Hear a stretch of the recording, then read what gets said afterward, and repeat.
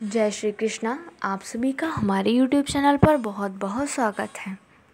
आज मैं आप सभी को इस वीडियो में देवशयनी एकादशी के दिन सुनी जाने वाली कथा सुनाती हूँ। तो प्लीज़ इस वीडियो को एंड तक ज़रूर देखिए और ज़्यादा से ज़्यादा लोगों में शेयर भी कर दीजिए। धर्मराज युधिष्ठिर ने कहा, हे केशव, आषाढ़ शुक्ल एकादशी का क्या नाम है? इस व्रत के करने की विधि क्या है और किस देवता का पूजन किया जाता है? श्री कृष्ण कहने लगे कि हे युधिष्ठिर, जिस कथा को ब्रह्मा जी ने नारद जी से कहा था वही मैं तुमसे कहता हूँ। एक समय नारद जी ने ब्रह्मा जी से यही प्रश्न किया था। तब ब्रह्मा जी ने उत्तर दिया कि हे नारद, तुमने कलयुगी जीवों के उद्धार के लिए बहुत उत्तम प्रश्न किया है, क्योंकि देवशयनी एकादशी का व्रत सब व्रतों में उत्तम है। इस व्रत से समस्त पाप नष्ट हो जाते हैं और जो मनुष्य इस व्रत को नहीं करते वे नरकगामी होते हैं। इस व्रत के करने से भगवान विष्णु प्रसन्न होते हैं और इस एकादशी का नाम पद्मा है। अब मैं तुमसे एक पुरानी कथा कहता हूँ, तुम मन लगाकर सुनो।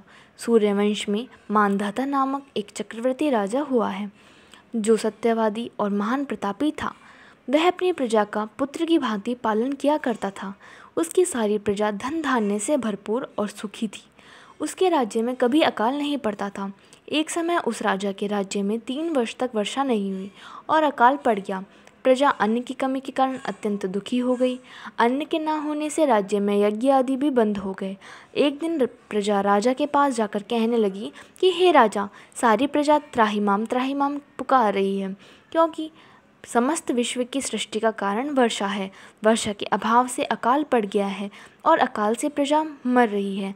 इसलिए हे राजन, कोई ऐसा उपाय बताओ जिससे प्रजा का कष्ट दूर हो।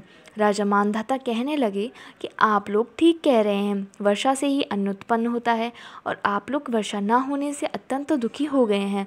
मैं आप लोगों के दुखों को समझता हूँ। ऐसा कहकर राजा कुछ सेना साथ लेकर वन की तरफ चल पड़ा। वह अनेक ऋषियों के आश्रम में भ्रमण करता हुआ अंत में ब्रह्मा जी के पुत्र अंगिरा ऋषि के आश्रम में पहुंचा। वहां राजा ने घोड़े से उतरकर अंगिरा ऋषि को प्रणाम किया। मुनि ने राजा को आशीर्वाद देकर कुशल क्षेम के पश्चात उनसे आश्रम में आने का कारण पूछा।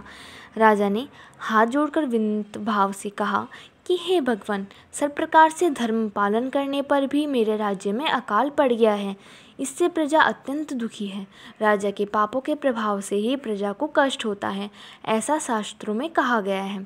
जब मैं धर्मानुसार राज्य करता हूँ तो मेरे राज्य में अकाल कैसे पड़ गया, इसके कारण का पता मुझको अभी तक नहीं चल सका। अब मैं आपके पास इसी संदेह को निवृत्त कराने के लिए आया हूँ।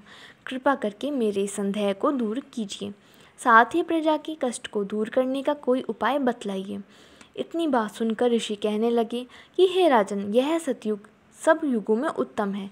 इससे धर्म को चारों चरणों सम्मिलित है, अर्थात इस युग में धर्म की सभी से अधिक उन्नति है।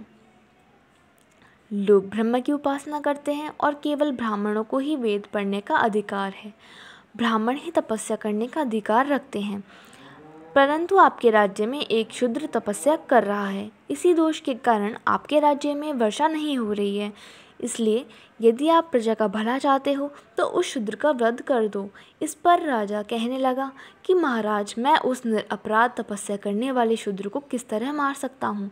आप इस दोष से छूटने का कोई दूसरा उपाय बताइए। तब ऋषि कहने लगे कि हे राजन, यदि तुम अन्य उपाय जानना चाहते हो तो सुनो। आषाढ़ मास के शुक्ल पक्ष की पद्मा नामक एकादशी का विधि पूर्वक व्रत करो। व्रत के प्रभाव से तुम्हारे राज्य में वर्षा होगी और प्रजा सुख प्राप्त करेगी, क्योंकि इस एकादशी का व्रत सब सिद्धियों को देने वाला है और समस्त उपद्रवों को नाश करने वाला है। इस एकादशी का व्रत तुम प्रजा, सेवक तथा मंत्रियों सहित करो। मुनि के इस वचन को सुनकर राजा अपने नगर को वापस आया और उसने विधि पूर्वक पद्मा एकादशी का व्रत किया। उस व्रत के प्रभाव से वर्षा हुई और प्रजा को सुख पहुंचा। अतः इस मास की एकादशी का व्रत सब मनुष्य को करना चाहिए। यह व्रत इस लोक में भोग और परलोक में मुक्ति को देने वाला है। इस कथा को पढ़ने और सुनने से मनुष्य के समस्त पाप नाश को प्राप्त हो जाते हैं। धन्यवाद। इस वीडियो में बस इतना ही। तो प्लीज़ हमारी वीडियोस को लाइक कीजिए, शेयर कीजिए और हमारे चैनल को सब्सक्राइब कर लीजिए।